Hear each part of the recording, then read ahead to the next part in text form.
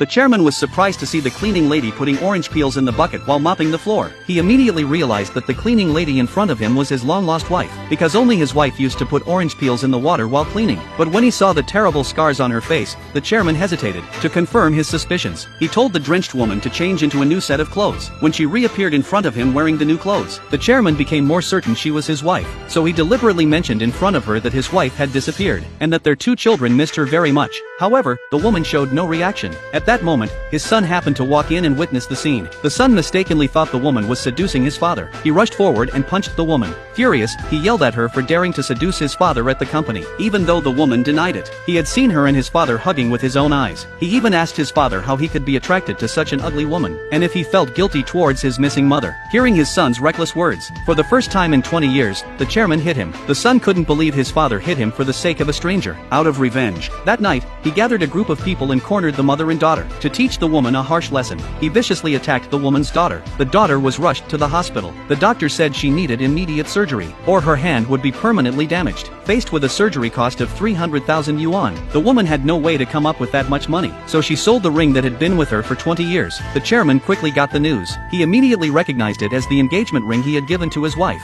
He ordered his assistant to investigate the person who sold the ring. At the same time, the woman took the money from selling the ring to the doctor to save her daughter, but it still wasn't enough for the surgery. Since the hospital had a partnership with the group, any group employee could get a 50% discount, so the woman went to the chairman to apply for full-time employment for her daughter. On her way back to the hospital with the paperwork, she was suddenly knocked unconscious by the CEO. The CEO was convinced that the woman had stolen his mother's necklace, and was now wearing his mother's clothes to seduce his father. The woman, realizing the misunderstanding, quickly knelt down to explain. She insisted that she wasn't seducing the chairman, she was just trying to raise money for her daughter's surgery, so she went to the chairman to apply for full-time status. After hearing this, the CEO still didn't plan to let her go. Instead, he demanded that she slap herself 100 times. Desperate to save her daughter, the woman immediately agreed. But after she finished, the CEO went back on his word. He didn't return the paperwork to the woman as promised. Instead, he wickedly threw the papers into the nearby pool. Without thinking twice, the woman jumped into the pool to retrieve them. At the same time, the assistant reported to the chairman the results of the investigation into the woman's identity. Seeing that her name was identical to his wife's, the chairman realized that the woman could indeed be his long-lost wife. He immediately went to the surveillance room to find out where the woman had gone. He discovered that his son had taken her to the pool. Realizing she was in danger, he rushed to save her. Meanwhile, the woman was struggling in the water. Suddenly, her memories of her son came flooding back.